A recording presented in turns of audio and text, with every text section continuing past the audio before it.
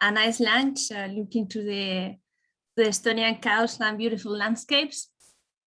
So we will continue now with a session on exchange of good practices and research innovations in production efficiency and meat quality.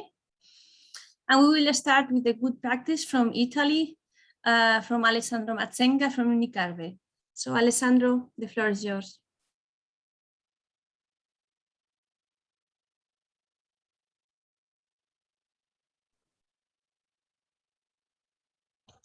Good morning, can you hear me? Yes.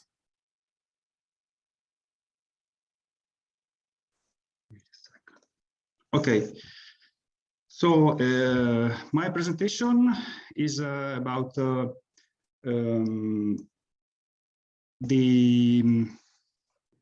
production efficiency and meat quality. Can you move on with the slide? Okay. So the name of the practice is optimization of management in a consortium of farmers to reach better and standardized quality. The thematic area is production efficiency and meat quality, like said, and the topic is impact of animal feeding and stress on meat quality. So this practice is about an experience of a consortium that is called Cooperativa Agricola Volpago, of around 15 small producers that sells beef to local butcheries and small markets, and started a common commercial project which involved all the chain of production: farmers, slaughterhouse, and processors. The central actor of the project and decision site is the processor, also promoter of the whole project in the market. The aim was to reach a standardization of the management in animal rearing to obtain a high quality product with common characteristics, which can be recognized with a brand. All producers and processors are most of the selling points are located in the Veneto region in the province of Treviso. Can you move on with the, yes. So, what about the general description? The head of the project is the processor, which is a commercial site where all actors meet and take common decisions, and is also the promoter of the whole project on the market. The farms are located in a narrow area in the province of Treviso, like said, in the northeast of Italy. The average of heads of the farmers are 300.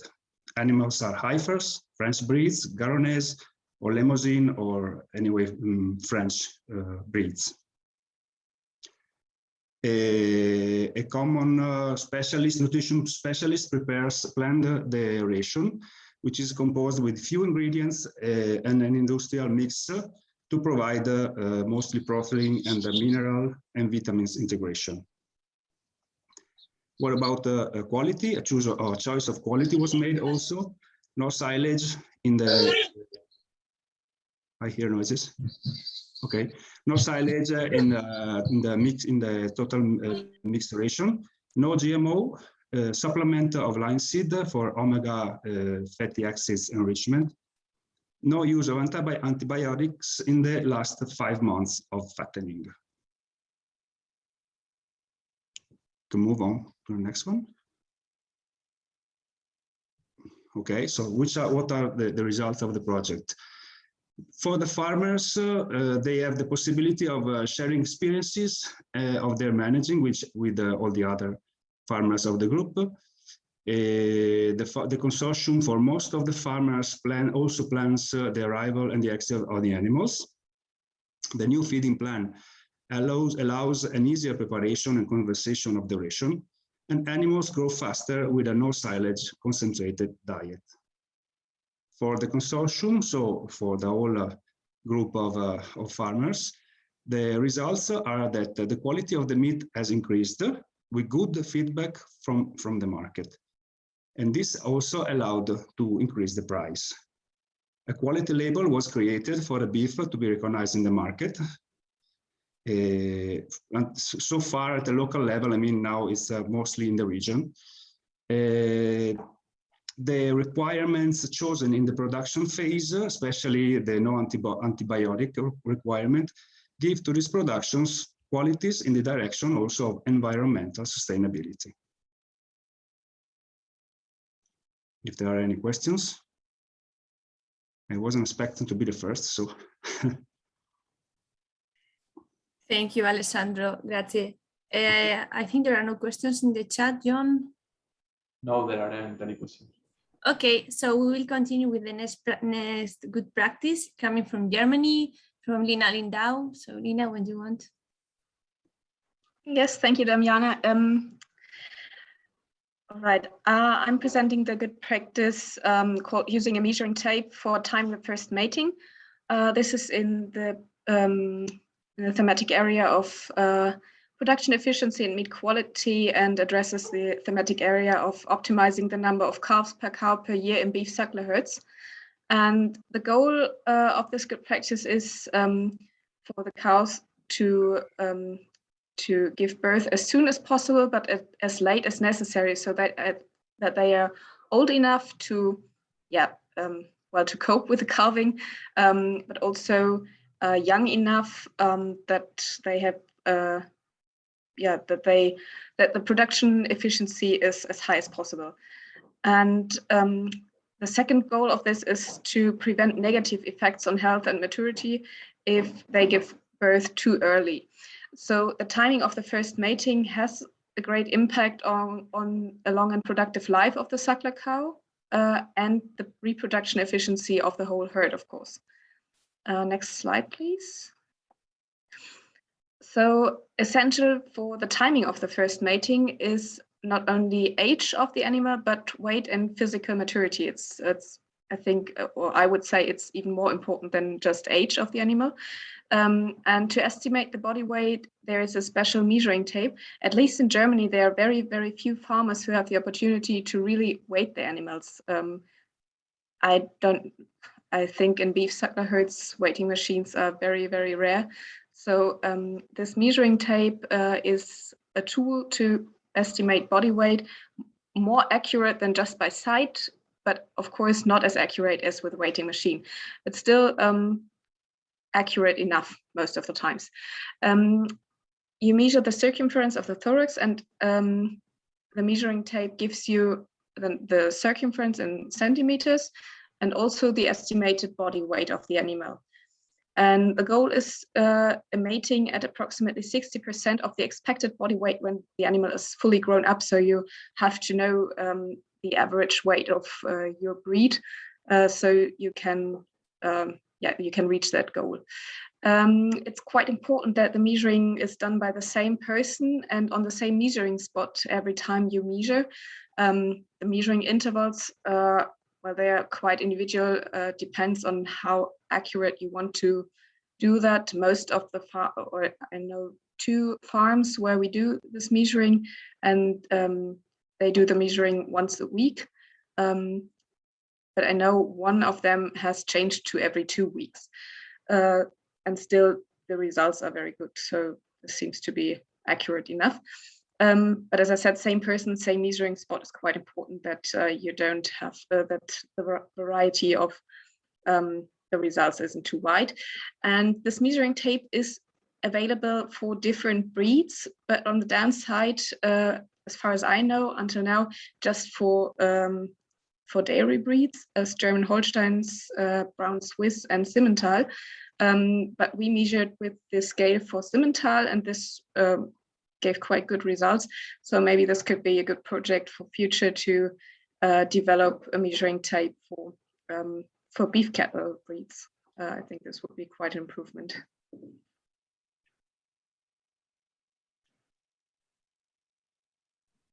Thank you, Lina. Thank you. So I think we don't have questions in the chat neither. No. Okay, so we will continue now then with the research innovations. Explained by Virginia Resconi from UNIZAR and from Aitor Fernández Novo from University of Europa.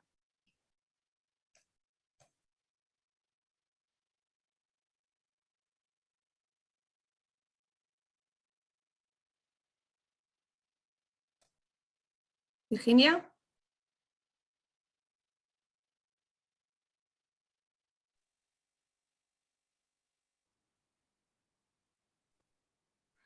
Hello, sorry. So who starts, Damiana, me or Aitor? You. Okay. So I'm going to start with the presentation of the research innovations that were selected by our technical working group. So you can continue. So I am going to present now one that is an analog of maternal appeasing pheromones in beef cattle. So for the production efficiency and meat quality, the work package 5, and is related to topic 5.3, that is animal feeding and stress on meat quality. So as of course, farmers know that even if we have a good management, there are moments that we can avoid stress in the animal, for example, at weaning or in the finishing system entry or in the pre-slaughter period. And in that moment, for example, is also critical for meat quality. And also sometimes in some breeds or some individuals have a strong temperament and can be a problem in management. You can continue. So it was found first in pigs that there are some pheromones that are released near the skin of the mammary gland of many mammals, maybe all of them, and has a calming effect, relaxing effect. So the idea was to include this in beef and to test if can improve, if can reduce the stress. So the next slides. As we can see now, so this is the proposal is a synthetic composition that mimic these pheromones. For the differences, different species, there's some fatty acids, as you can see, and in different species are the same fatty acids, and then some fatty acids that are specific for species, and also the composition or the quantity of each of these compounds is different according species. So for example, here we can see in bovine, all these 5 fatty acids and the different proportions, and also another compound that is has a long name, as you can see in the table. And so based on that studies, it is proposed a solution that, as you can see, is 5 milliliters that is applied in the nuchal area of the animals. And in the next slides, I will show you some results. So as you can see here in this experiment that was conducted in Brazil, there were, you can see 2 groups of animal, one control and the other one with the bovine appeasing substance. And in the beginning, they had the same weight, but after 14 days, so this was applied at the beginning, at the entry of the feedlot. And as you can see, the weight was higher, so the daily weight gain was higher in the group where this appeasing pheromone was applied. And the next one. And here you can see that the same substance was applied before transport to slaughter, and there were 400, more than 400 animals in each treatment. And as you can see, the meat of the pH, the meat pH of the control was higher than the animals that received the pheromones, and also the percentage of animals with meat with higher of 5.8, that is that means that is a problematic meat. So it was higher in the control. So we could see an effect in the meat quality as well. So the idea of this substance is that potentially improves animal welfare, immunity, also based on other studies, and performance, and lowers the risk of carcass and meat quality issues. For example, also carcass bruises if the unfamiliar animals are mixed and they fight, or this problem can happen, and also reduce the problem of DFD meat. Thank you, and I'm waiting for potential questions. Thank you. Gracias, Virginia. Thank you. So do you have any question in the chat? Yes. I see we have a question from Ari asking how often the animals are treated. In the results that I show, it was just in one time. I mean, in the one that was measured the pH, it was before slaughtering, before transport to the slaughterhouse, and in the other one with the average live weight, it was applied one time in the I think, yes, at weaning, sorry, not at feedlot entry, at weaning, one time, only one time.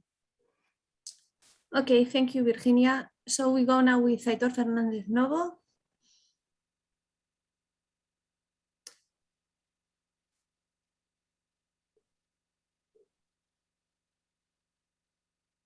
Shall I start? Yes, go ahead. Okay. Good afternoon, everyone. My name is Aitor Fernandez Novo. I'm part of the research group from my José Antonio García Paloma, Sonia Pérez Garnelo, and Susana Stiz.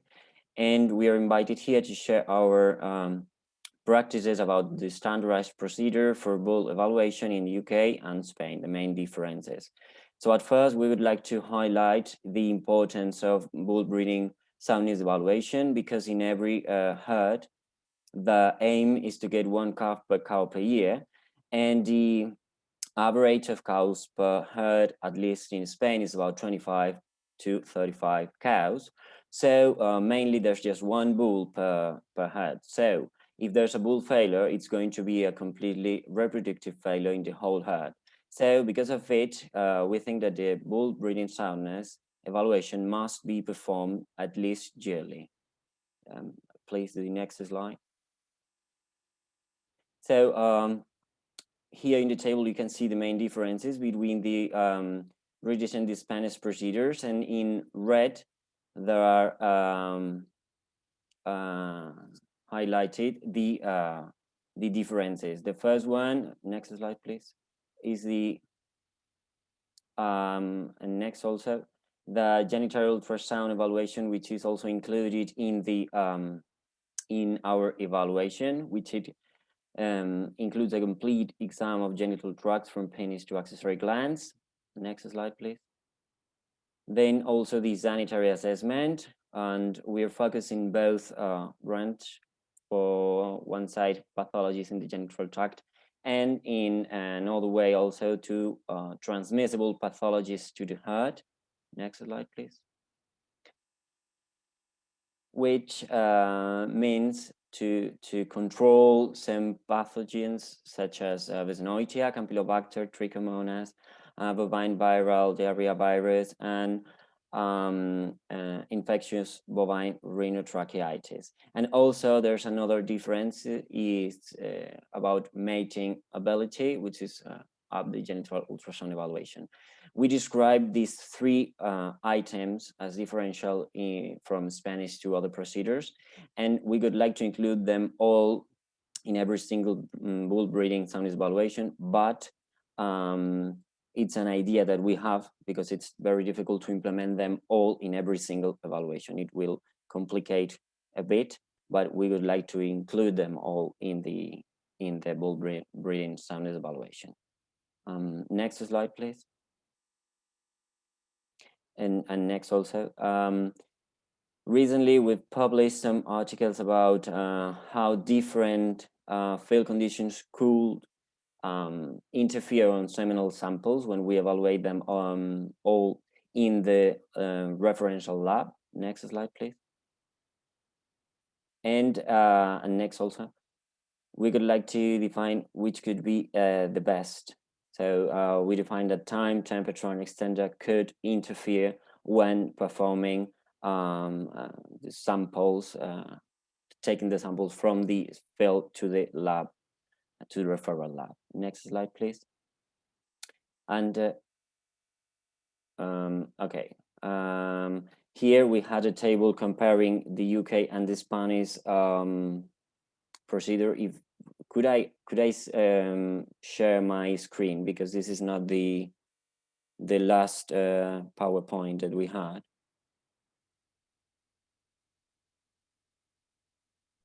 I think you can now, Aitor.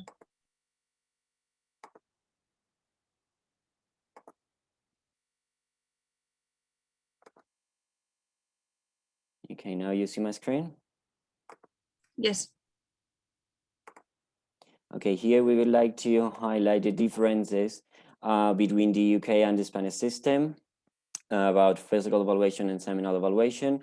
We are categorizing the bulls into 4 different categories, from unsuitable to superior, versus the UK system, where there are just 2 categories, from unsuitable and suitable.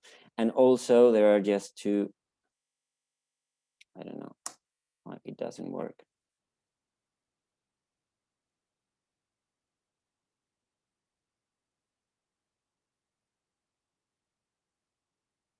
I don't know if you see something, because it is not working. We see the same slide. Yeah. Do you want that we share again from? If you have this PowerPoint, it's perfect for me if you share. Yeah, I don't have this one, so, but I don't know if you want to share. Do you prefer to share the old one, so that we continue, or? The last changes are not in that PowerPoint, but it's not working. I don't know why. Okay, then we go with the old one, and you can explain, I think. Yeah, we would like just to show the differences in the 3 differential aspects that we have from our system versus the UK one, and they're about ultrasound, mating ability, and sanitary assessment. Then with these items, we categorize bulls as unsuitable or suitable, but when we are performing the mating ability test, we also perform this classification. And this is because in some potential with high genetic bulls, we could decide to preserve that bull in a herd because of the genetics. And depending on the category, we have a table to define how many cows can that bull breed because of its not completely good seminal quality. And that's what we would like to say, but sorry, because of the problems with the connection. And finally, we would like to thank you all, because of wanted to know a bit more about our procedure, and we could be very glad and happy to keep on working with you and to share our knowledge. Thank you so much, and sorry because of the internet problem. Gracias, thank you, Aitor. So if I don't see any activity in the chat so far, there was a previous question from Lina to Virginia about if the product will be available for the producers, and she answered in the chat telling that it will be available commercially, although not widely used in Europe. So we go now with the last Mentimeter session. Isabel, please.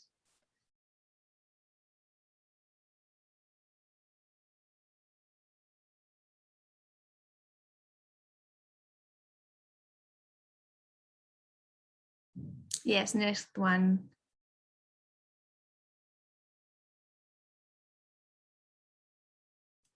So, did you find this presented solution useful?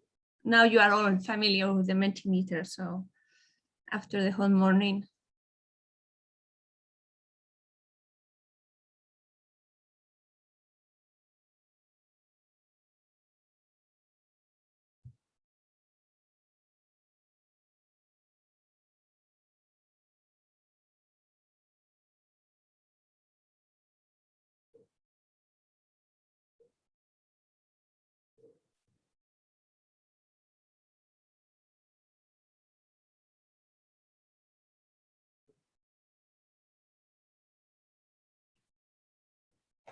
Okay, so it looks that it's interesting for most of you, or at least somehow interesting for some of you.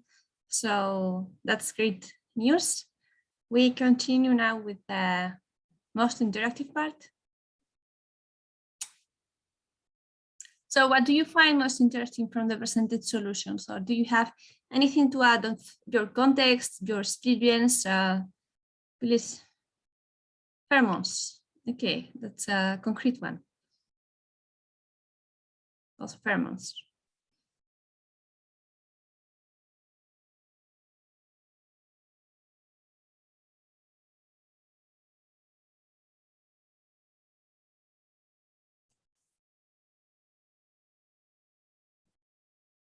More on pheromones, analog of maternal appeasing pheromones, pheromones, calming effect of a fatty acid product, easy way of measuring weight, again pheromones, that was a bestseller, measuring tape to make the decision faster and easier, the cattle weighting regularly, it's very important, really useful to see the tape measure for weight, easy solutions to measure BACS,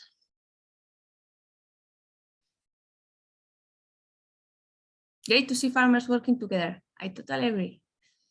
That's a nice one.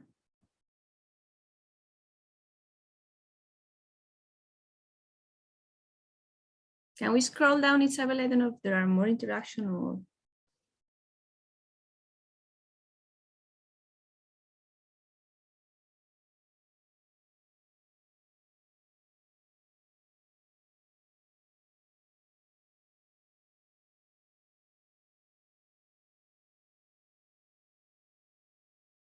¿Puedes bajar para abajo, Isabel?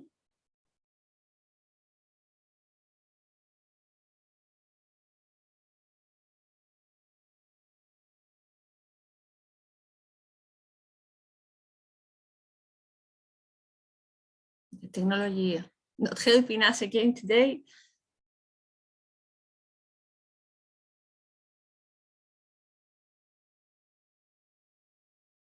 Okay, so we will leave it then here for now. All these interactions and thank you, of course, all for you for your activity in the Mentimeter in the chat or for hearing us. So we will end these sessions on exchange of good practices and research innovations. Now, all this Mentimeter material will be made available for you together with the rest of the material from the event. My colleague will now put the link to the evaluation survey in the chat. So we will very much appreciate if you complement that. So it helps us to evaluate the event, but also to improve. I will now give the floor to Maeve Henkions to introduce the next session before the break. Maeve. Thank you very much, Damiana, and thank you very much to all our colleagues for their presentations on the research innovations and good practices. And I suppose just to reiterate Damiana's invitation to you to contribute to the evaluation survey, that's critically important for us in terms of reporting to the European Commission and justifying the money that they've given us, but also more importantly to help us to improve our activities into the future as well. So we're going to have a short break now whereby we're going to have a video on animal welfare, but because we're a little bit ahead of time, we can start the interactive workshop a little bit earlier than planned. So I just want to introduce you to the interactive workshop that we're going to have. I'm just going to share one slide with you so that you can have an idea of what is actually planned there. So just give me just one moment to share my screen on that and just to explain to you what we have planned. And it's an interactive session, but we're actually going to have two speakers at it as well. So I just want to explain that to you. So we're going to start by I suppose just doing an introduction to the session and welcoming our two speakers. We have Jerzy Wierzbicki, who is the Bovine Network Manager from Poland and has a very important role there in the Polish Beef Association, but he's also chair of the Kopikaldziki Working Party on Promotion Policy, and he'll talk to us about the policy context about trying to define sustainable beef at European level. And then we have Roseanne Davies from the SAI platform, who's also director of the European Roundtable for Beef Sustainability, and she'll be talking to us about the programme and how they see beef sustainability, the progress that they and their members have achieved in trying to become more sustainable, and the impact that they've achieved through working together. And then we move into a workshop session whereby we're going to ask you to share with us anything that you know about existing projects or initiatives that are contributing to sustainable beef production.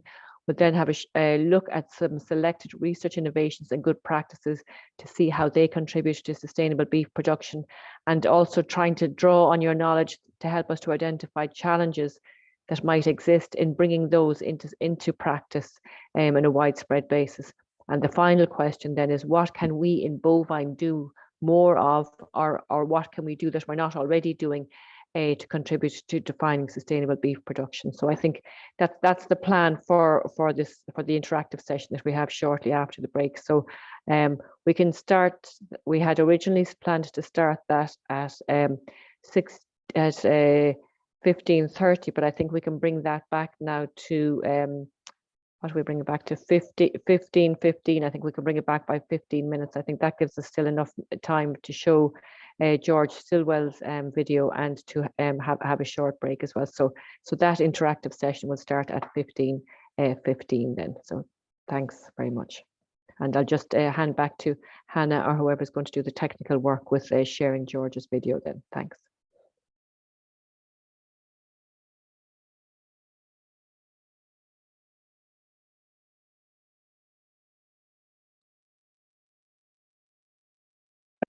Hello to everyone. I'm going to present in these 10 to 15 minutes what we are doing in Portugal and some of the problems that we may have found along the course.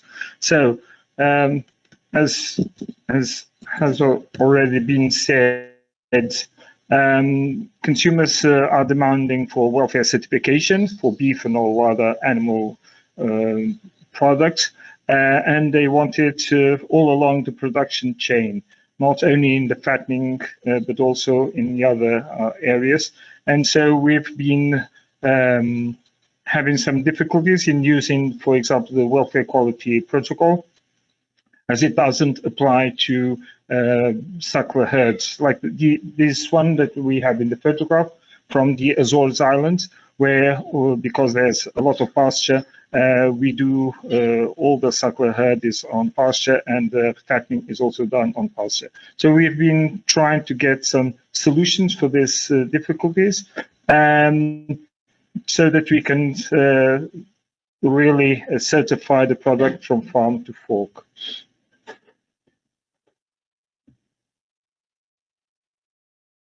So, is the welfare quality protocol adequate for other systems? We know that it is a good protocol. At least it's a useful protocol for beef cattle in intensive farming, and also for dairy cattle, of course. But we have, like we see here in these photographs, we have some other systems. And for example, a kind of system that we have in Portugal, these feedlots that are quite common in North America and in Australia, not so common in Portugal. These outdoor, very big fattening units with paddocks with half an hectare or even more, and with several hundred cattle inside. So we're trying to get the way of assessing the welfare also in these conditions. So, should we keep the same indicators as for the welfare protocol, or what are the risks of changing some of the indicators, and what are the variables that we have to look at? The thing is that we should, of course, be sure that the validity of the indicators that we are using, they are guaranteed, and for that we have to do some more studies, for example, and thermal comfort in these animals, especially in summer, is an important issue that should be validated. As you know, the welfare quality protocol doesn't look at it. So we have here that the principles and criteria that are used for the welfare quality. One thing that we've been trying that we have to ensure is that all these are included, and the 12 criteria are assessed, and then look for the indicators or change the indicators or adapt the indicators to the different systems. We try to keep the animal-based measures, of course, because it's been studied and they've been ensured as the best way to assess welfare in all animals. So what are we doing with the suckler herds and the fattening outside in the pasture and in large door feedlots? So two things that we've used is pair of binoculars. That's important to have binoculars because we can't get near these animals, and also include now the assessment that is done at the race or shoot when we bring these animals in, or bring them on purpose for the assessment. Well, fortunately, I worked in New Zealand for a few in 2018, 2019, and there they had the same problem. They had the fattening done all in pasture. The suckler herds and even the milking herds are all at pasture. And so they've done quite a lot of work studying and looking at which indicators could be kept and which ones should be replaced. For example, and this is the result of some of the studies done in New Zealand. What are the welfare quality indicators that should be kept, and what are the ones that should be included? And as you can see, and differently from the welfare quality, you can see the handling facilities and the stock person training and the way he or she works around the cattle. Some of them were removed, like the cleanliness of the water troughs, because they are outside. Usually it's natural water troughs like rivers or small ponds, and not easy to assess the cleanliness of these. Also, hawk lesions and bloat and tail docking, avoidance distance, they all been removed or changed because it's not easy to use them in pasture, in very large outdoors, working outdoors. So, for example, this is just example. I don't have time to go through all of it, but some of the things that we've been suggested when working in New Zealand, like fearful and agitated animals inside the race, stumbling when coming out of the race, or the way the animal exits the chute or the race, in the way if it's very nervous or calm. And you can see here some of the percentages that are used to classify these different indicators. And here are some more examples of how the animals are handled inside the facilities and how these can be classified. Yeah, you can see some of the papers, and you can see that the classification is in 3 degrees, 0, 1, and 2. As then you can see there, the score will represent in the greens, yellow, or red. This is a way of also making it easier to talk to the farmer, see where it's wrong, see how many red or how the red part of the assessment, what is the percentage of animals that go into that red zone or the yellow. So it's a way of doing it very quickly and very easily and adapted to different conditions. We've been doing some studies here in Portugal also, comparing different breeds and different systems. And also we've started comparing also conventional or organic farms, and also a study that we're going to do comparing herds in Portugal, Mozambique, and South Africa to see how all these farms are working. And in Africa, I have a student that comes from Mozambique, and she's going to try to apply this same protocol in Mozambique and also in South Africa. You can see here some of the behaviors that we've been looking at, these herds, suckler herds, as you see down in the picture below. It's called the Berrouzin. It's a typical autochthonous breed, and we've been using it and comparing different farms with the different breeds and looking how they behave inside the chute.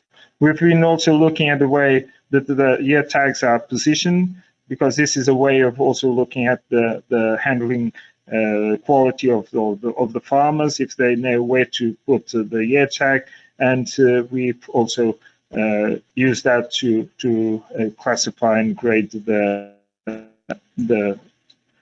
farm. Also, the availability of water and water quality. Like I said, it's not easy to look at the cleanliness, because most of these herds use natural resources, like I said, rivers or ponds or lakes.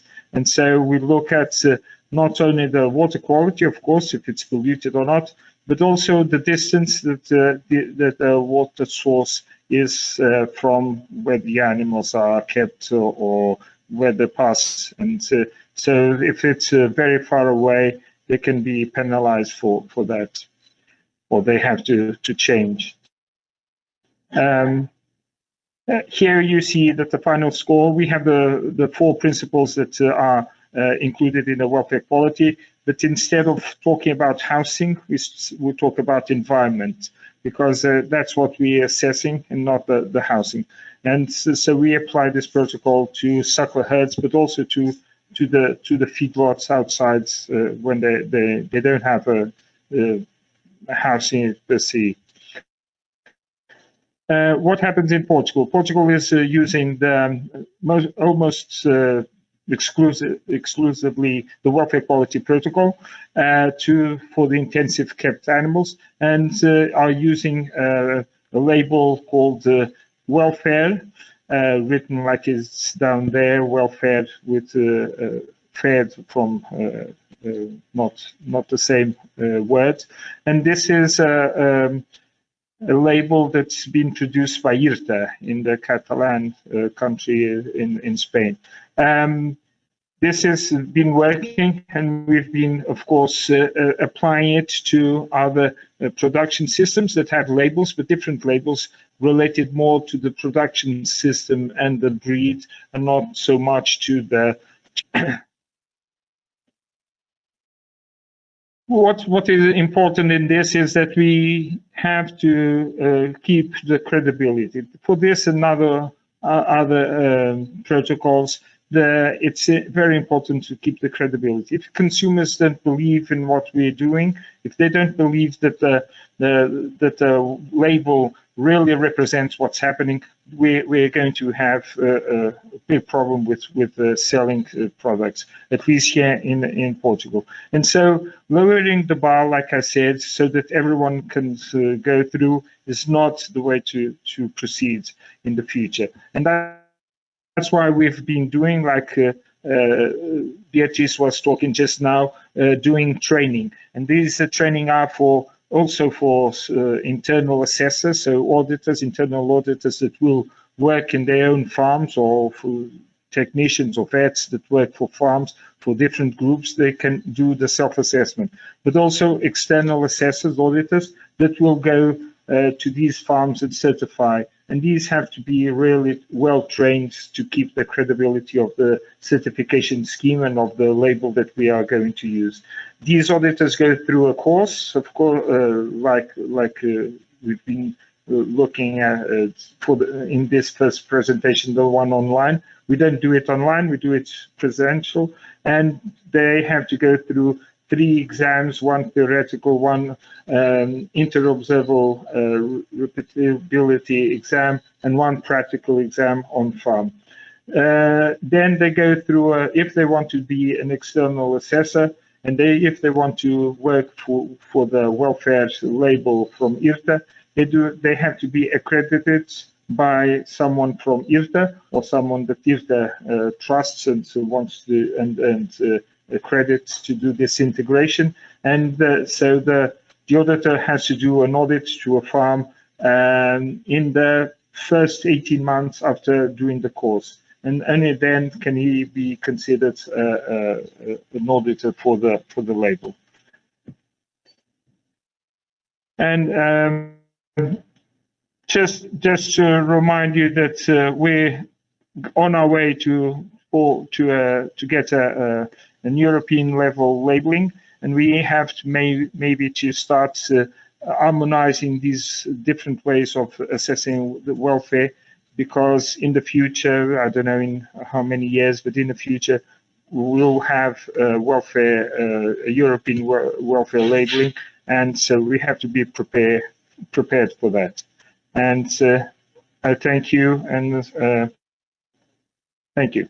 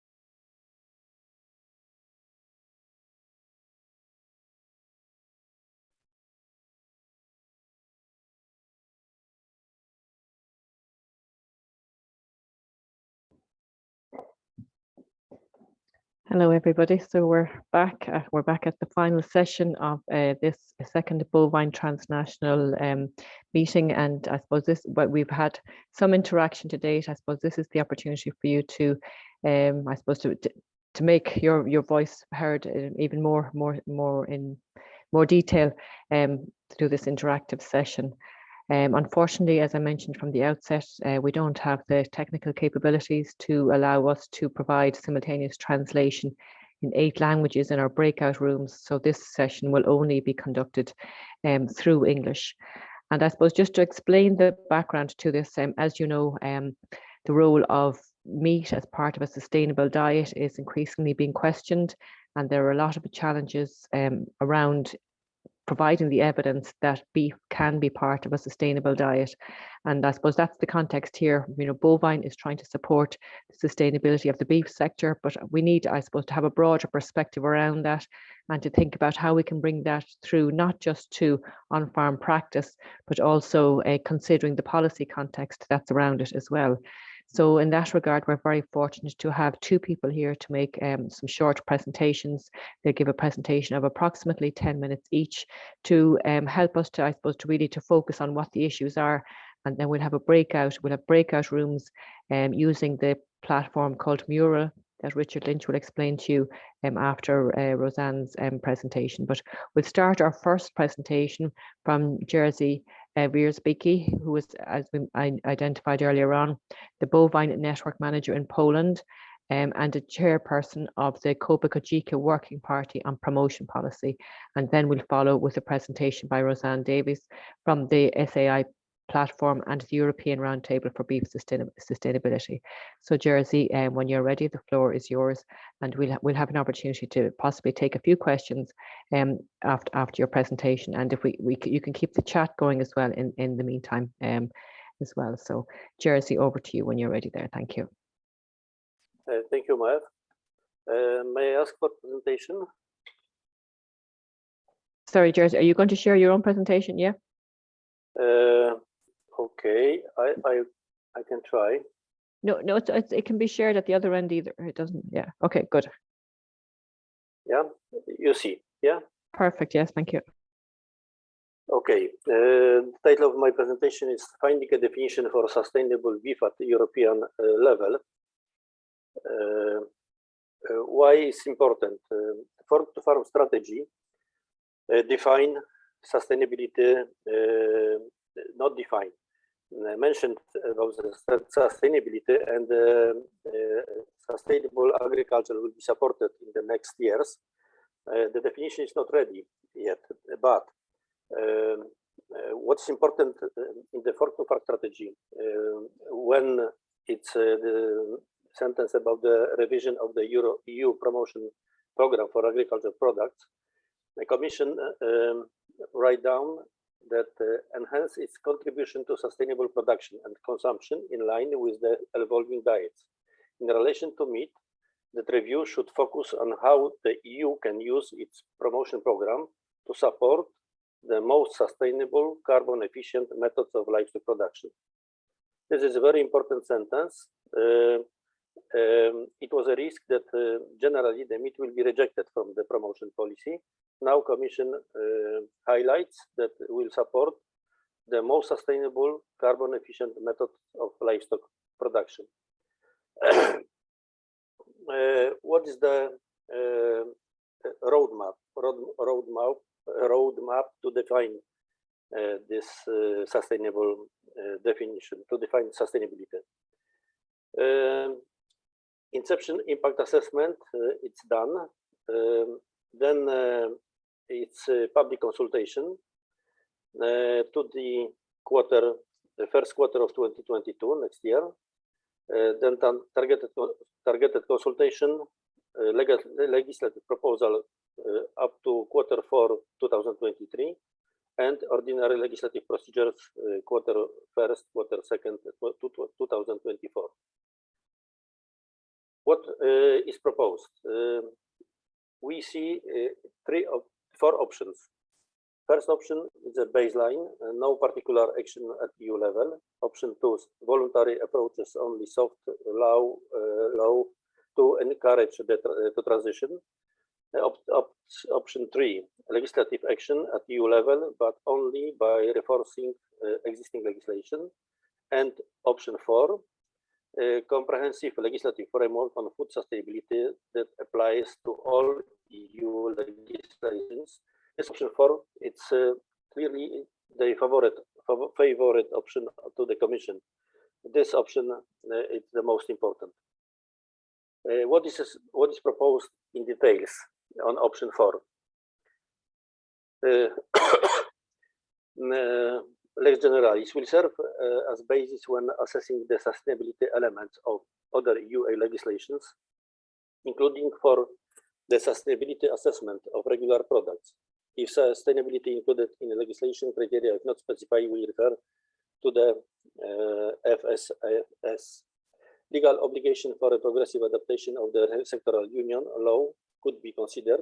General objectives, definitions, principles, general minimum standards, sustainability analysis complementing the existing risk analysis principle, requirements for imported food, sustainable labeling, minimum mandatory requirements for public procurement, EU-wide monitoring framework. What is proposed? Supporting analysis. Commission studies to support their proposal. GSC Policy Lab on Sustainable Food System is done. Forthcoming GRC work on mandatory criteria for sustainable food procurement. Forthcoming study supporting the impact assessment on food waste reduction targets. Forthcoming JRC work on establishing a monitoring framework for the farm-to-fork strategy. What is the Copa-Cogeca position? Did not put some favorite options. Raise the following key elements to take into account. Need for a proper definition, the right starting basis, including approach, methods of production, food security, trade aspects, additional cost and economic viability plus means, fair repartition, market-driven approach, consumer focus and gradual approach, avoid duplications and unnecessary work. Copa-Cogeca work for further positioning. The Foodstuff Working Party will take a lead. Foodstuff Working Party in Copa-Cogeca will take a lead, setting of general principles and orientations. What's important, support of more specialized working parties at a later stage to redefine the principles and orientations set by foodstuffs. The commodities working parties like beef and veal working party will all be consulted at each stage of the process. Will have to submit the specifications to their sector. This is important point. Copa-Cogeca is working through working parties, and when the definition of the beef sustainable, the main role will play beef and veal working party, where Mr. Fleury is the chairman, and this is his important role to manage this process and to keep us on the safe side. What is also important, it's also DG Sante initiative, because generally agriculture is responsibility of agriculture, it's a DG Agri, but DG Sante also have their own initiative, and 5th of July 2021 was launched the EU Code of Conduct on Responsible Food Business and Marketing Practices. One of the first deliverables under the Commission Farm-to-Fork strategy. What is important? This was initiative from the Commission, from this DG Sante, where to this initiative DG Sante invite the associations, important association on EU level.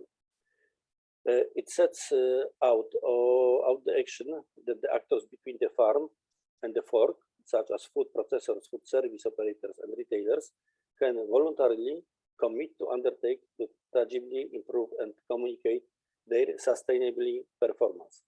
As you see, the contact, the code of contact is a commission address. From the associations, we have a wide range of the most important association at the European level. From the beef perspective, it's very important that Copa-Cogeca is there, and also UACBV is inside this initiative. As we see, also it's Eurocommerce, Food Drink Europe, and this initiative probably may split the sustainable management of the sustainable concept to the legal framework and some part of voluntary. Then we will see how it will be developed, this code of conduct, but it's also very important initiative where we must be active. Thank you for your attention. Thank you very much, Jerzy. I don't see any questions in the chat yet, but maybe if I could just ask you one question, and it's not an easy question, and I don't know if there is an answer to it.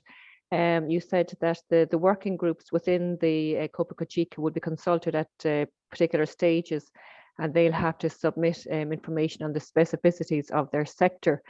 But I suppose in addition to specificities, there is the issue of heterogeneity of the system, beef production systems across Europe. So how do you envisage that I suppose, a square will be circled, or can it be, or square? Yeah, can it be squared? Yeah. When we ask anybody in Europe today what is the definition of the sustainable production, nobody knows really. Even in the Commission, through the farmers, when you ask processors, the only exception what we will see is a European beef roundtable SAI platform, what they do the job for many years. Then and I like this definition, and it's only one concrete definition what I saw. Then there is a long way to define at the European level, and we have to be very careful to watch each steps, and to the end of the day has a useful for the farmers and industry definition, because it's a risk that the definition will be how to say, very difficult to digest by us. As Mr. Fleury said today morning, we are afraid that the definition what will be prepared by the Commission, it will be too heavy for us. Yeah. No, thank you very much, Jerzy. And hopefully, as the plan for this session is that Bovine and the members of the network will be able to contribute to that as well. So thank you very much, Jerzy. So if I could now invite our second speaker for this session, Roseanne Davies from the SAI platform and the European Roundtable for Beef Sustainability, to give us a presentation. So Ros, I understand that you're going to share the presentation yourself, but if you have any difficulties, let us know, and we can accommodate that. Thanks very much, May, for the introduction. So I'll just quickly, navigate the technology, and fingers crossed it all works smoothly. It's looking good, yeah. Looking good so far. Good. Perfect. All right. Okay, good. Always a good start. So I guess it's really great to be with you all this afternoon, to be talking from the European Roundtable for Beef Sustainability. Just as I kick off, just offering up a reflection really on the webinar so far today. Somebody asked me a couple of weeks ago, what do you need to do in order to work in sustainability? And after thinking about that for a bit, I went back to them really just with one very simple answer. In order to work in sustainability, you need to be an optimist. We all know the complexity of the challenges that are facing us, that we're all trying to tackle and work towards. So we've got to have a sense of optimism in terms of being able to work through those. And if I look at the diversity of innovations and good practices that have been shared today, from monitoring animal conditions using sensors through to more sophisticated feeding systems, measuring carbon sequestration, and inputting that into national data through to the use of pheromones, that's got to give us a sense of hope that all of that working together can ultimately help us to move in a positive direction as a beef sector. So I'm saying hello to you in 6 languages this afternoon, and that's really reflecting the 6 countries that we have so far within our European roundtable. But we're really keen to continue to work on extending our reach across Europe with the roundtable, and I'll talk a little bit more about that.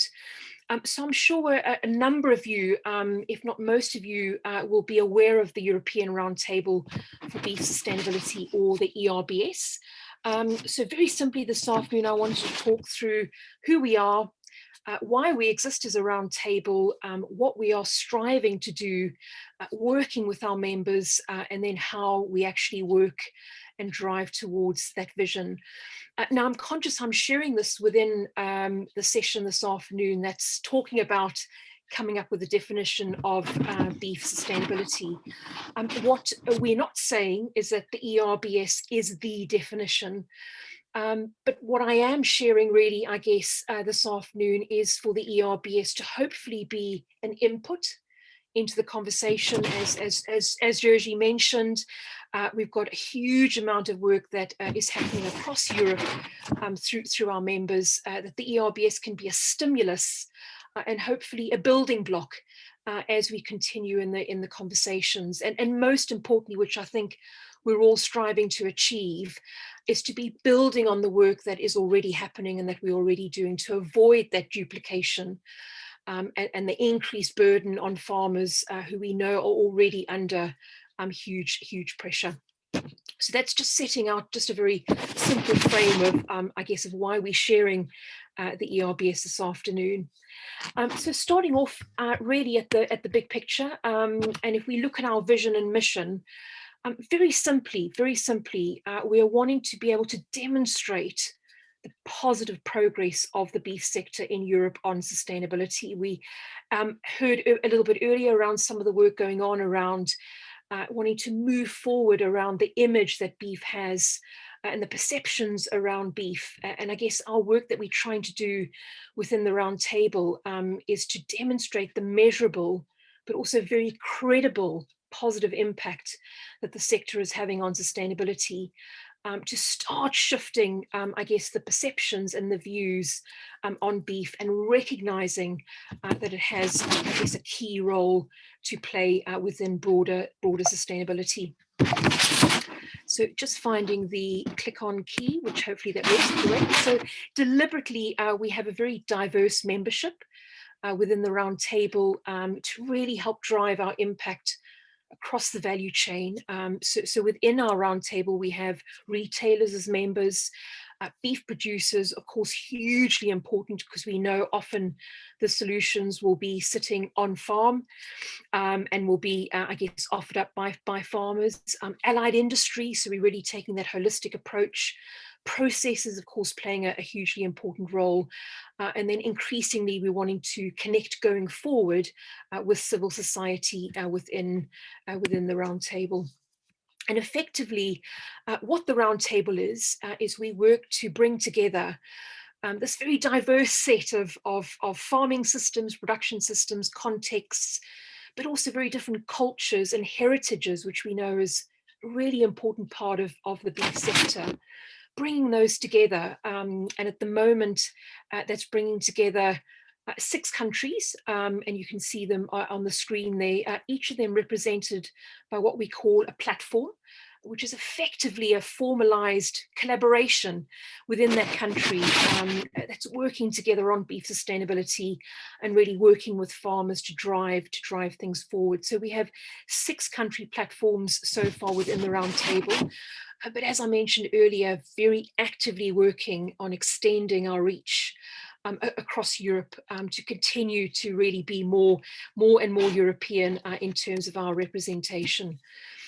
And what we've done really is align all of those platforms working towards 4 key outcome areas represented by 8 metrics or outcome targets, again, that you'll see on the screen. And those were really set based on quite a detailed materiality assessment that was done by country, as well as quite an extensive consultation process to really be hearing from external stakeholders.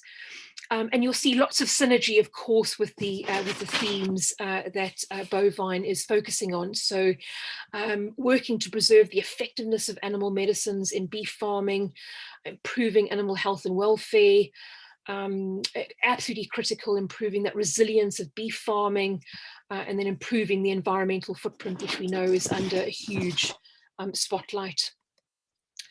But very importantly, we recognise the diversity. We were just talking now around the systems are not homogenous across Europe. We've got a lot of diversity in terms of systems and contexts, and it's very important that in our work we take that all into account. So rather than being very specific around, I guess, the how the platforms need to do the work, or by setting a standard, instead, we've really united all of their programs together into this very simple recognition framework, which allows the platforms to move through a series of stages, starting off from a, I guess, sort of pre-qualifying criteria focused around commitment and knowledge, connection and credibility, and then moving through the stages, I guess, as the level of rigor and the depth of work increases by the platform. And in this way, we can then accommodate a really wide range of approaches and recognize those local contexts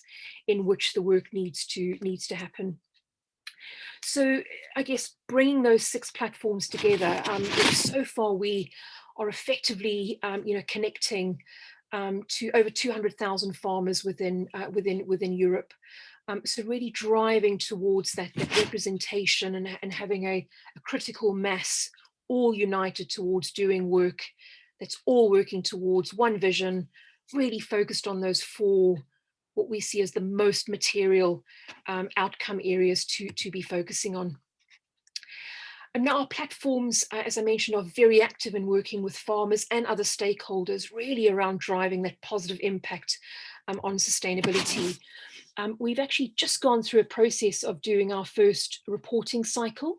So all of the platforms measuring the progress they're making against those 8 outcome targets. And we're just finishing off that review. What we can see is the huge amount of activity that's going on.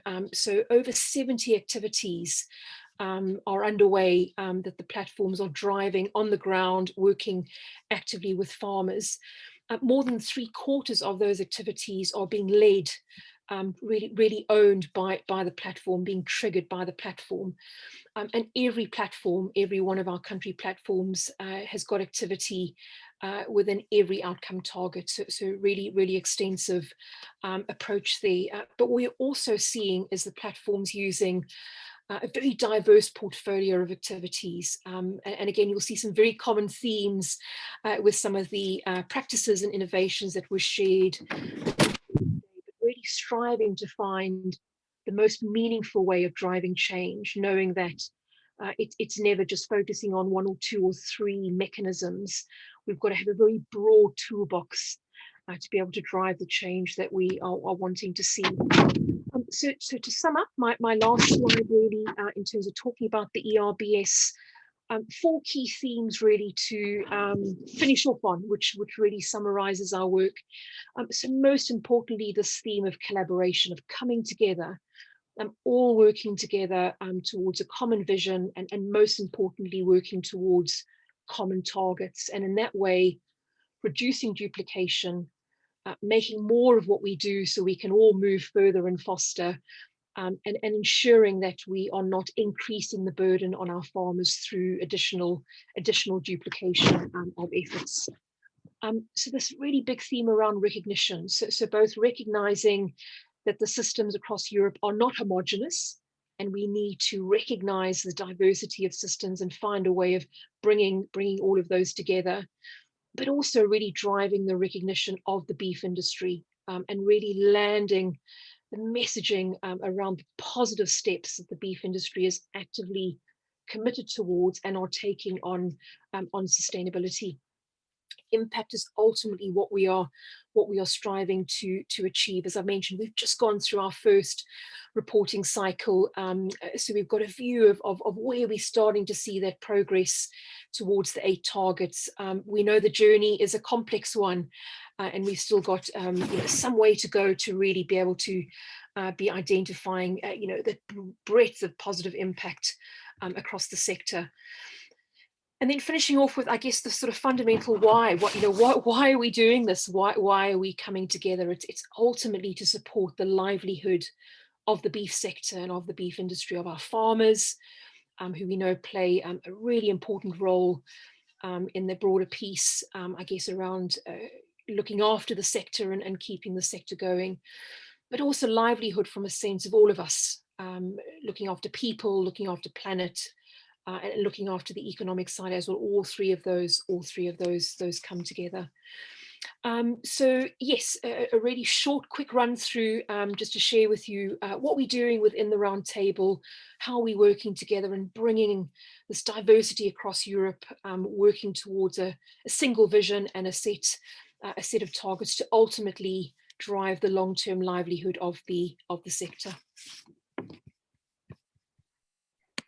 Thank you very much, Roz. And I think, yeah, as you said, it's very heartening to see the bottom-up initiatives that are happening across the platforms as well. So that's really fantastic. So does anybody have any comments or questions? And we can actually allow participation because we have smaller numbers here.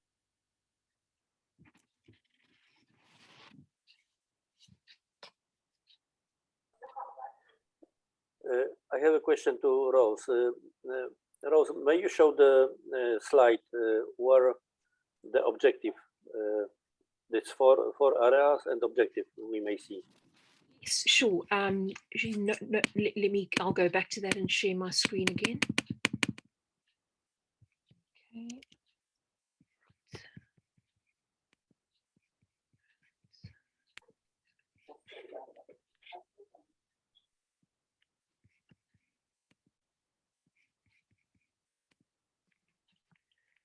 Is this the one you're referring to? Yes, thank you. I ask you for the slide because the slide is crucial to understand how the European Round Table for Beef Sustainable define sustainability. We may say that is the definition. The farmers who start the journey and they are going to reach these objectives, measurable, they are sustainable. From my point of view, it's the first, the only one definition of sustainable beef. What I've seen, what I saw in Europe.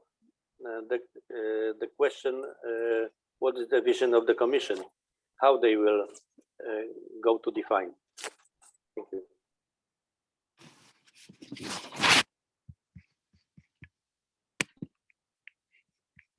Thanks, Georgie. Thank you. And I guess just to build on that, on that point is we deliberately haven't set up the round table as a standard or a certification scheme, because we believe, I guess there are already so many existing standards and certifications, but it is around really, trying to unite around where do we need to put our efforts in terms of driving sustainability forward.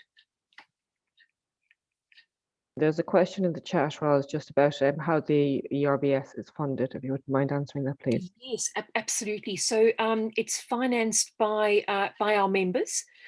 and that membership also sits within the SAI platform. So the Sustainable Agricultural Initiative platform effectively acts as the host for the European Roundtable.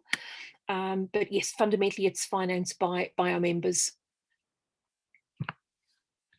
Thank you very much, Roz. So I'll hand over to Richard Lynch now, who's going to explain the platform that we're going to use called Mural and the process that we're going to go through for the interactive session. So over to you, Richard. Thank you. Thanks very much, Maeve. Okay, so we're coming towards the end of the meeting here, so don't despair at this stage, but really this is the point where everybody's going to have their say, get involved in a discussion and really tease out what Bovine has been doing to date. So as we've seen from Jersey and Roz's presentation, we can see it's very important to demonstrate the sustainable practices which beef farmers in Europe are putting in place on their farms and which maybe policymakers are not picking up on at this point. So Bovine's really working in that space to try and share these good practices and to bring them to light with other beef farmers, but also with policymakers, so that we can see that the European beef sector really is sustainable and can grow and is interested in becoming more sustainable.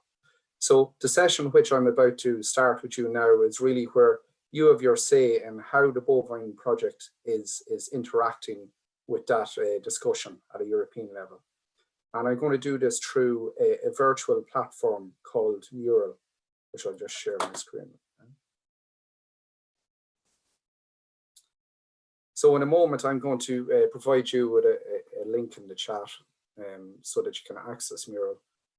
But I'll just give you a brief explanation as to how it works and the type of exercise we're going to carry out for the next 15 or 20 minutes.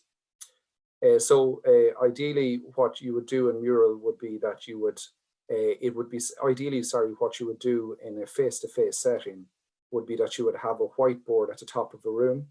And when people gave a suggestion or a comment, they would put a little sticky note on that whiteboard.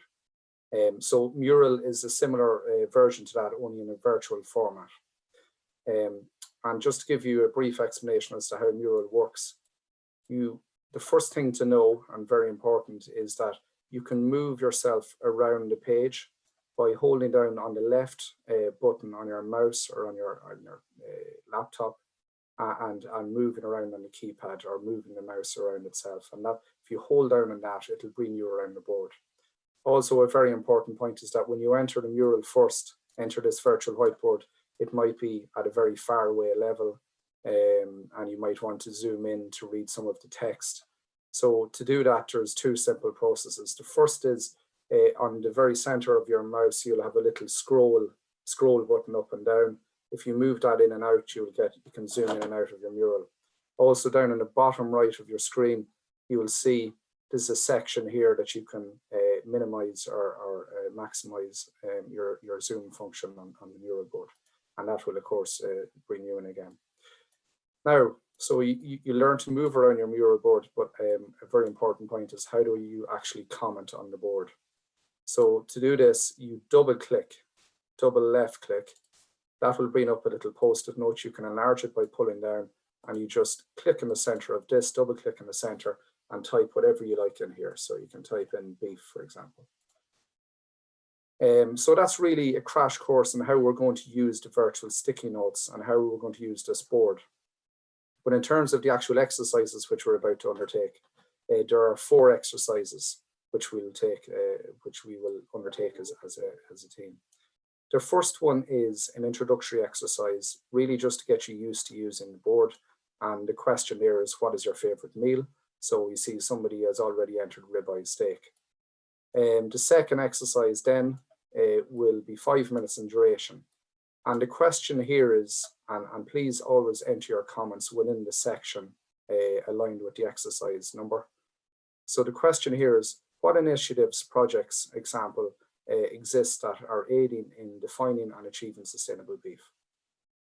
So before I move on to do final exercises and explain those a little further, what we might do is get everybody started in the Mural board. And if you just take a look at the chat function here on your right hand side of your screen, there should be a link entering just about now. And if you click on that link, that will bring you to the mural board. If people are having an issue with clicking on the link, you can copy and paste and input that into or copy and paste that into a Chrome browser or a Firefox browser, and so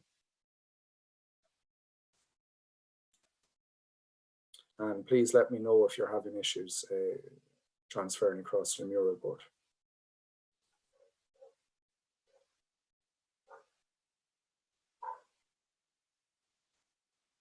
So I'll just give a minute just for everybody to click on the link and enter the mural board. This is really a very useful way for you to have your say. It's completely anonymous if you wish, and you can input your say on some of the topics which we've discussed this morning, and maybe some suggestions for how the project could move forward.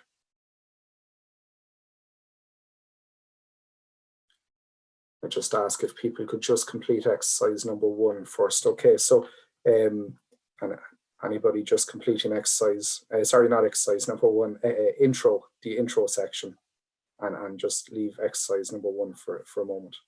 So I just put a 3-minute timer here for people just to get used to using the mural and begin the process.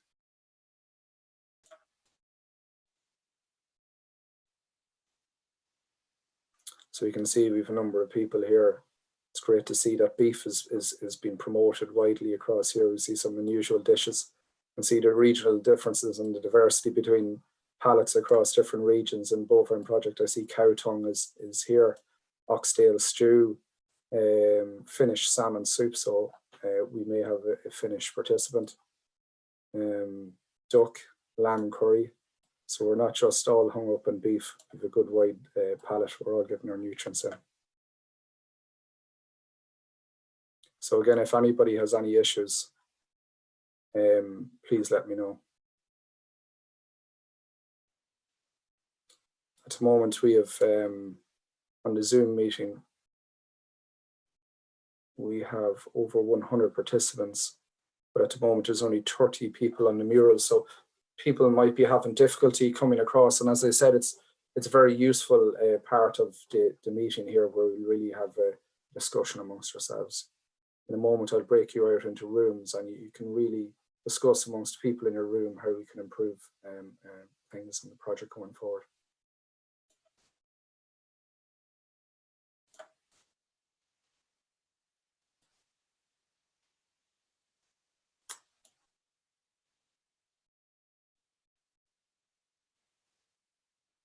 Okay, I think people are very eager in getting to exercise 1, so there's no point in holding people off from it.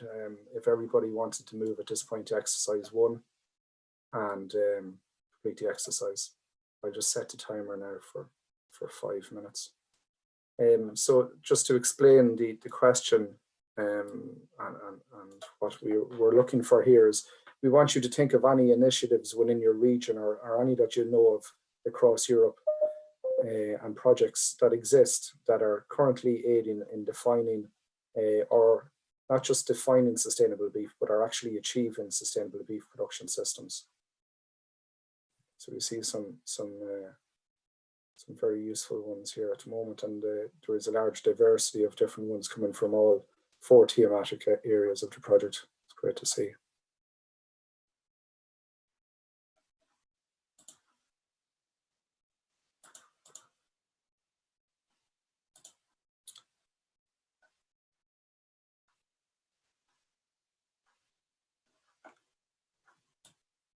So those who might not be able to enter the mural, they can see it on the main screen of their Zoom. You can see the activity on the mural at the moment. So you have some very specific projects, such as the ICO Tiger project, the Bovine animal health monitoring system from France. And then we have some initiatives, pan-European initiatives, such as the EIP Agri Focus Group on Beef Sustainability.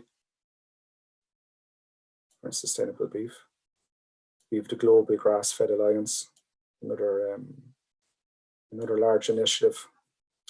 Of course, the European Roundtable of Beef Sustainability, for beef sustainability. We have specific projects that develop tools, such as the CAP du Zéro tool from France. and the Life Beef Carbon Project, which looked at the carbon production of the beef farm throughout its whole life cycle.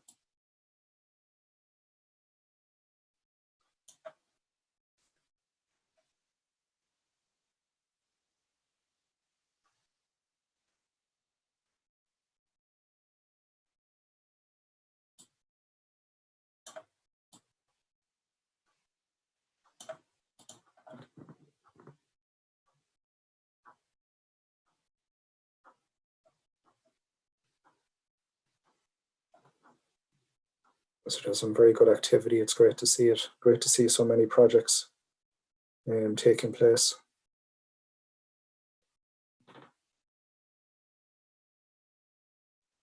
It really emphasizes the work that has taken place or is currently ongoing in this area of bringing beef to be a more sustainable product.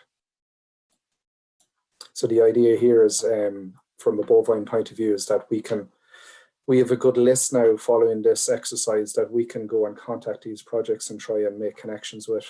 And as Roz has said, try and collaborate across platforms to try and bring the whole sector to be more sustainable.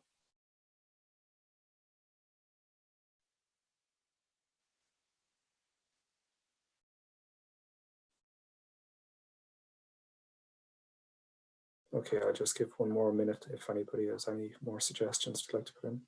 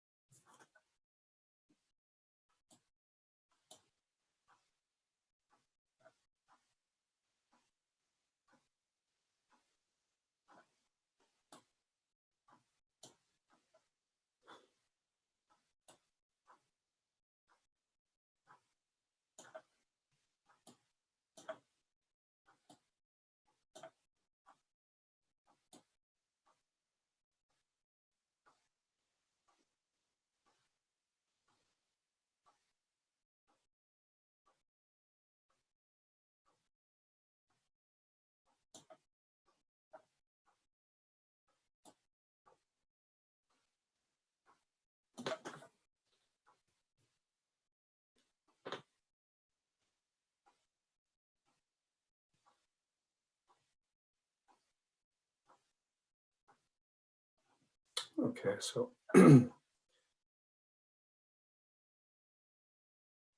that's excellent. That's great to see so many different ideas, and we can see as we work together as a team, we can really see as a network. We can see that we can all come together and share different projects and ideas and initiatives that are existing. So at this point, what we'll do now is that we're going to try and break people into, or divide people randomly into 4 breakout rooms. And the idea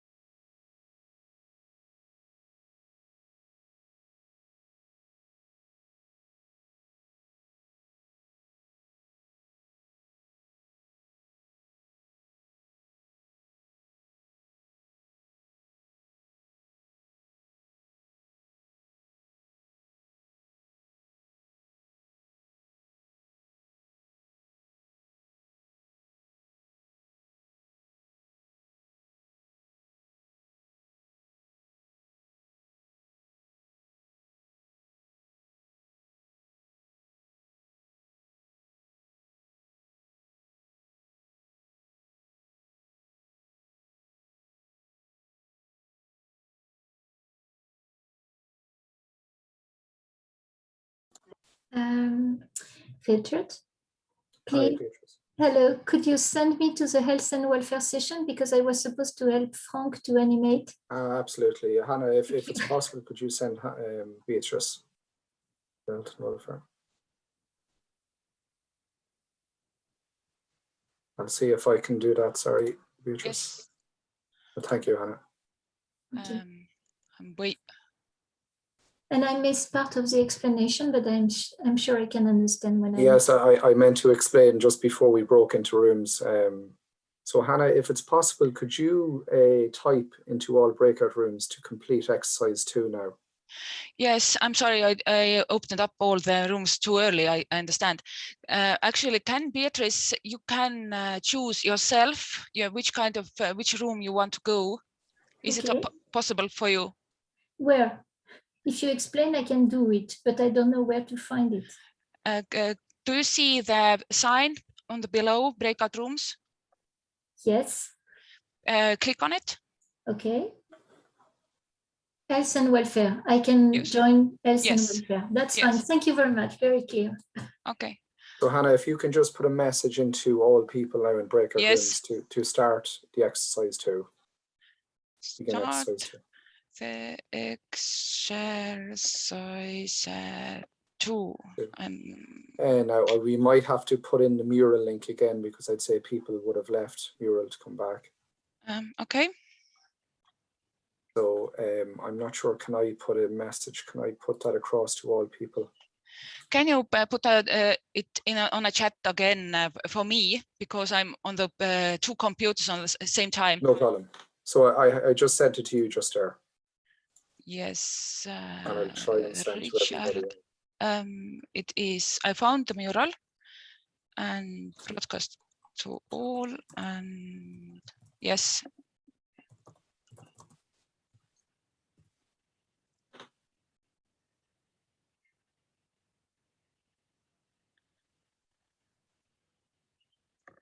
And can you choose also the room yourself, which you were supposed to go? Yes, no, I'm fine. I can choose the room. Yeah, that's no problem. I just wanted to make sure. Yeah, perfect.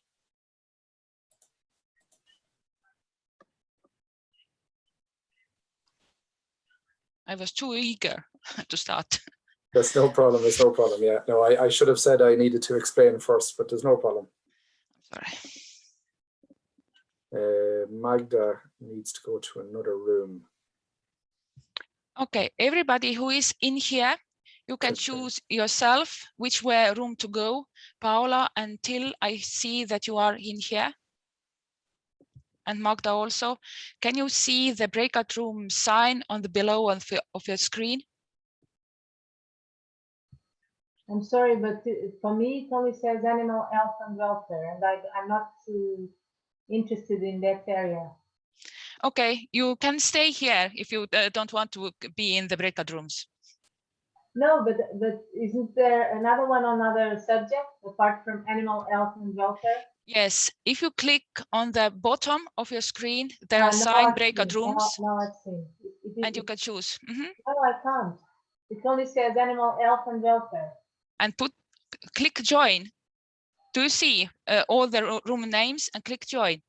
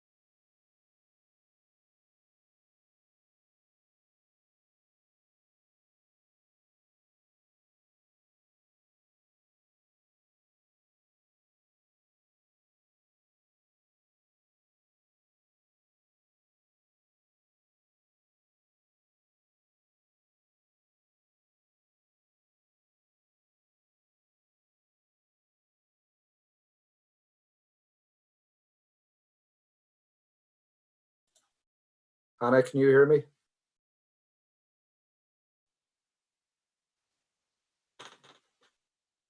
Hannah, can you hear me?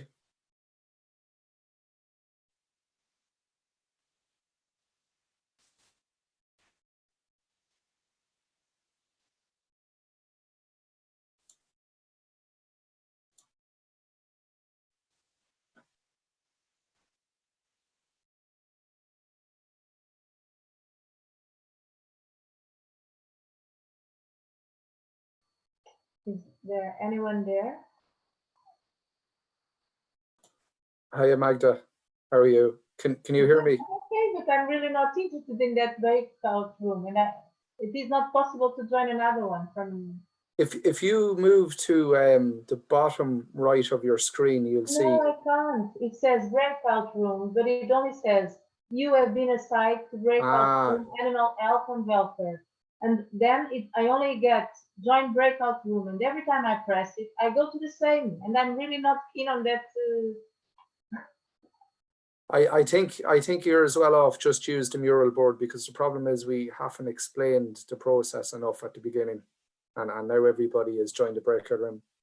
I'm trying to, if Hannah, if you can hear me, I think it'd be best if everybody just left breakout rooms, and then I could speak to everybody. Okay. So I'll mute myself, and I'll go and I'll wait for you to. Yes, thanks, Magda. Thank you, Richard. Thank you so very much. Hannah, if you can hear me, can you finish the breakout rooms and I can explain the exercise? Yes, I closed all the rooms, and okay. It is closing in few seconds. Perfect, thank you. Sorry.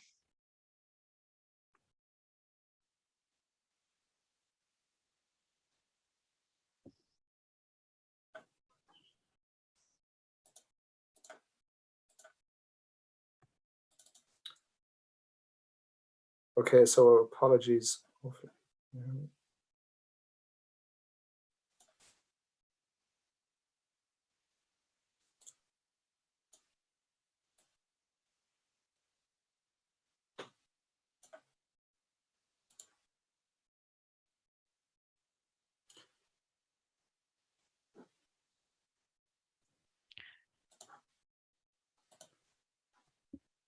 So apologies, folks. There was a bit of an issue with the breakout rooms because we went to them a little sooner than I would have liked. So if we have a few more minutes, we have 3 more minutes to complete this exercise. And the idea would be that you would go to Mural and complete exercise 2. Instead of using breakout rooms, which we originally thought, if you could move across and choose a thematic area of interest to you and try an input, you'll see the question at the very top of the exercise, which is how does the good practice or research innovation contribute to sustainable beef production systems? And think about this in terms of all 3 or 4 pillars: the economic, the environmental and social sustainability of the beef production system. So does the good practice address all 3 aspects of that? So you can just double click and put your information or your suggestion into onto the thematic area of interest to you. Well, is there a certain good practice or research innovations? Is there a certain good practice or research innovations where we refer to? Absolutely. So you'll see on the left-hand side of the section, you will see the actual good practice in question. Ah, okay.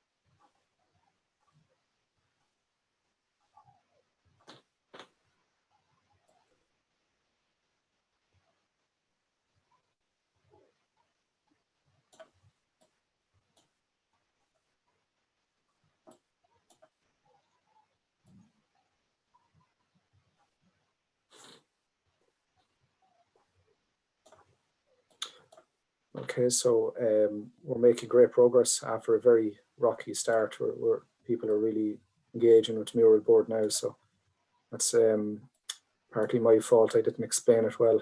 Didn't explain it enough to participants at the start, but it's great to see we've got some great interaction on the mural board.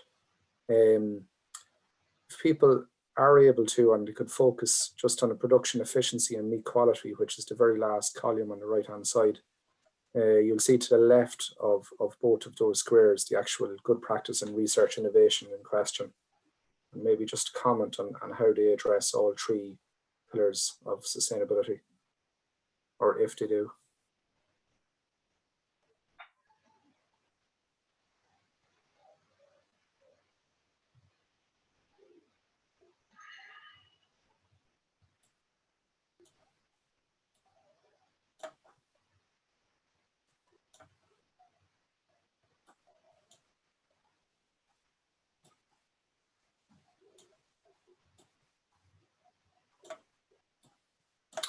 Okay, that's great. Just in the interest of time, we might just move to the next exercise. So the next exercise, as you'll see on the board, is exercise 3. And if everybody wouldn't mind just moving down to exercise 3. And I'll just explain to you again how this exercise takes place. So the overall question is, what challenges exist in this practice being adopted, or research and innovation being adopted across all beef farms? So what challenges would this specific practice or research innovation be prevented in being adopted across all beef farms? And just before you begin, you'll see to the left-hand side of each square the actual good practice that we're referring to. If you zoom in, you'll also see just on the bottom square as well, to the left-hand side, you will see in a vertical kind of rotation, you'll see the research innovation it refers to as well. So again, just move across, have a look at the different good practices and research innovations, and think about them in terms of what challenges would exist into those research innovations or good practices being adopted on all beef farms. So it could be the fact that they're not easily applied on a beef farm because they're just research at this stage, and they need to be validated on farms before being promoted on a widespread basis. That could be one example. Could be that it has an antagonistic effect on maybe some of the other thematic areas. So by improving certain measures in production efficiency, maybe we're reducing our animal health and welfare and so on. So it's important to think about all these aspects.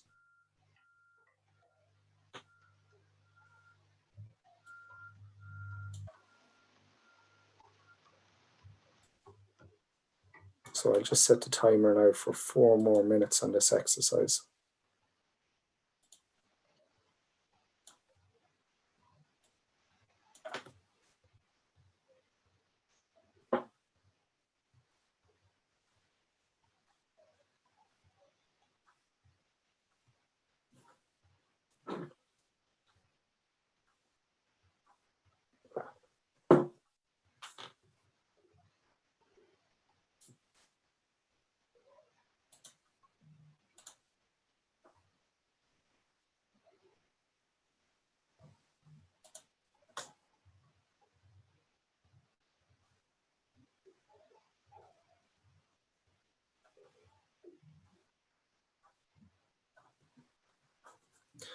And a very good point that was made there. The good practices and research innovations that are listed vertically alongside each square, they were actually presented in the morning time, in the morning sessions, and the afternoon sessions.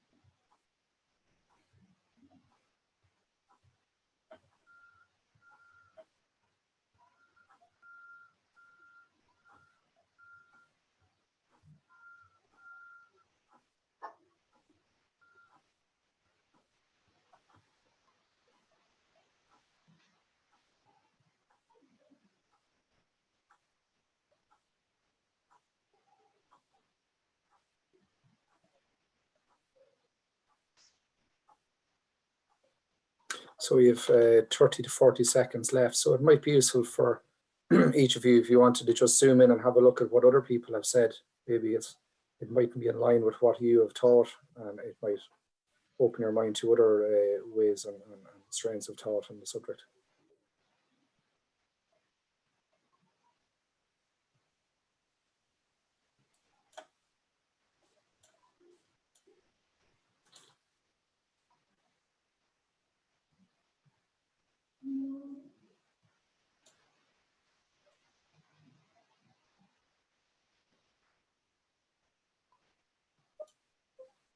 Okay, that's perfect.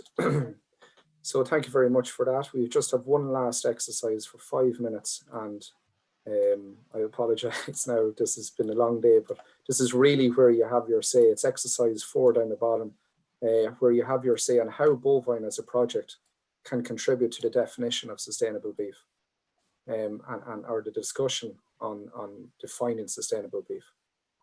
So any thoughts and any suggestions are very welcome here.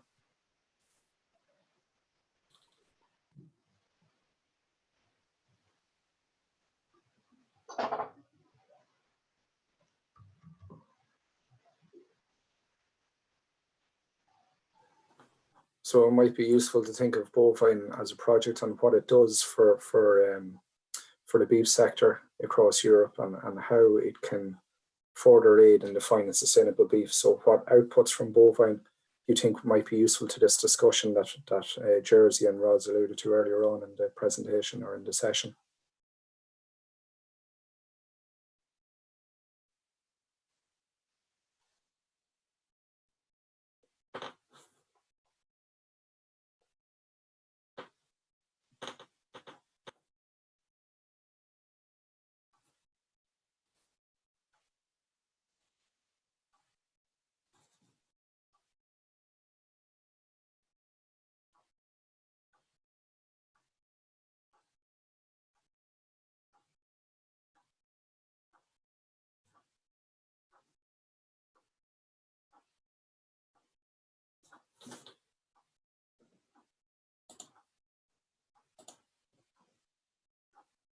So I just set the timer now for 3 minutes left on this exercise.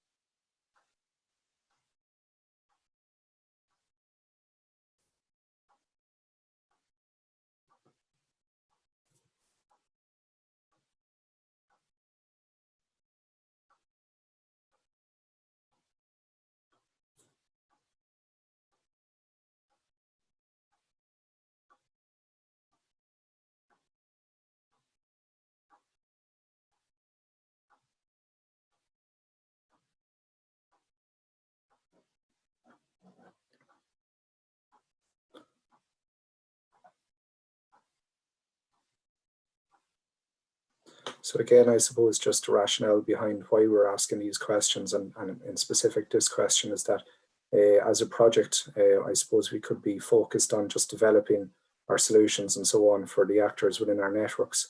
but it might be useful to think of how we can impact on policy at the European level. So we have the voice of an awful lot, a very large group of farmers across different regions and diverse different farming production systems and so on. So it's useful to get this information and feed it back into policy if we could in some way.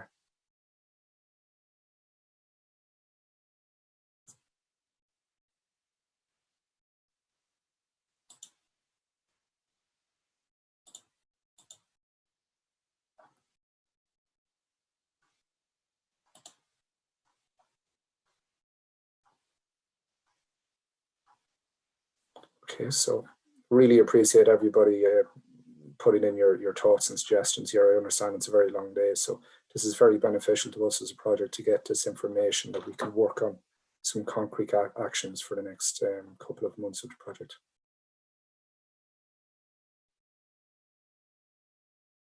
And again, we've just 30 seconds left, so if people wanted to tour around the board and just have a look at what other people have said, what other suggestions they might have said. Maybe they agree or disagree.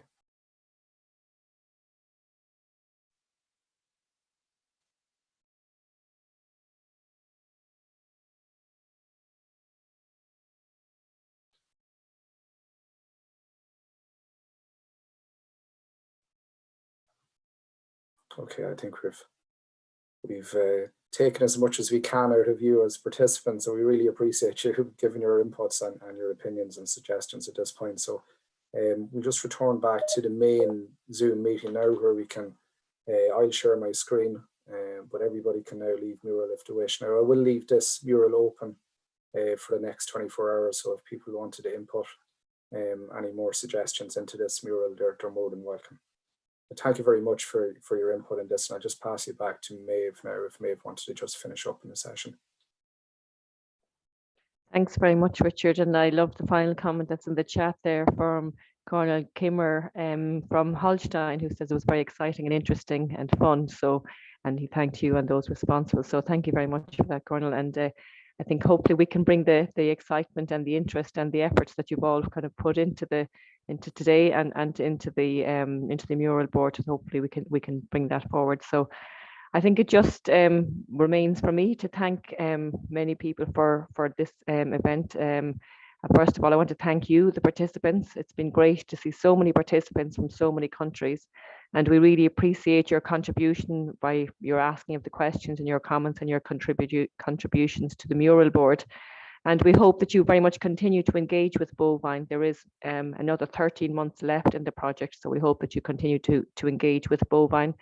I strongly recommend that you try to identify the Bovine network manager in your country if your country is represented in Bovine, and to connect with that person. But if your country is not represented within the consortium by the partners, it's still very much possible for you to engage with the network. And as a starting point, we would encourage you to sign up for our project newsletter, to join the Bovine Knowledge Hub. And really the starting point is to have a look at our Bovine website, which is www.bovine-eu.net. So secondly, I want to give a heartfelt thank you to Ari Kulvert from Lihames. Ari is one of our bovine partners. By day, Ari is a farmer, but she does obviously very many other things as well, as you will see from the photographs and everything that she contributed today. We really very much appreciate her work in hosting this event. She has had to deal with many challenges in organising this event. Originally, this was meant to be a face-to-face event, and she went off to get quotes for hotels and was trying to organise various tours for us. But unfortunately, due to COVID-19 restrictions, we had to cancel that.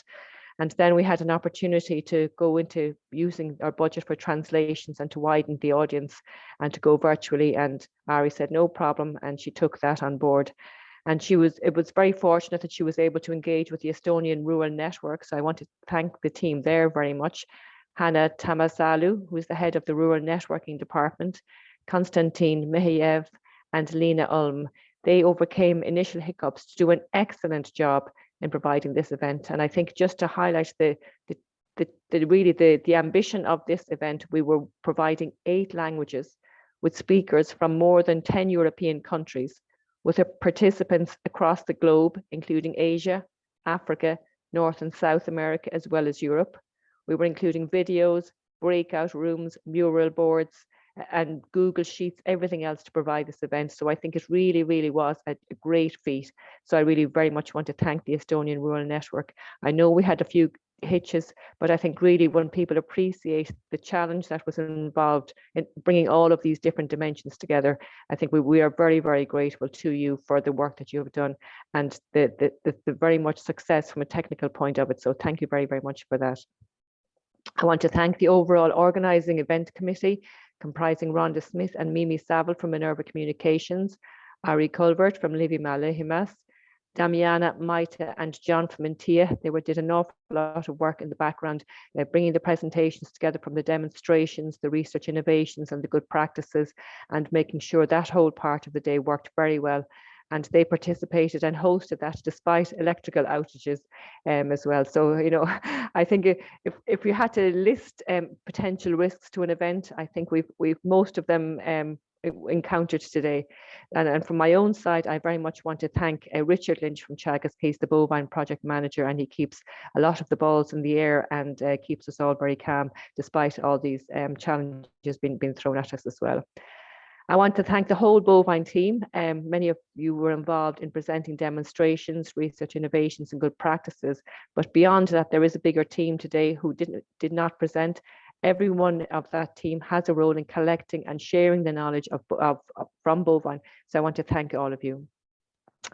So you will, excuse me, you will have heard a lot about the solutions that bovine can provide to the sustainability challenges that European beef farmers face. So I hope you take away the message that bovine can help to identify solutions to challenges identified by farmers. And I hope that I have clearly communicated that all of you can be part of bovine as well. So please do sign up for our newsletter, visit and contribute to the Bovine Knowledge Hub, and watch out for future events. So it just leaves me now to thank you again and say goodbye and to wish you all the best for Christmas.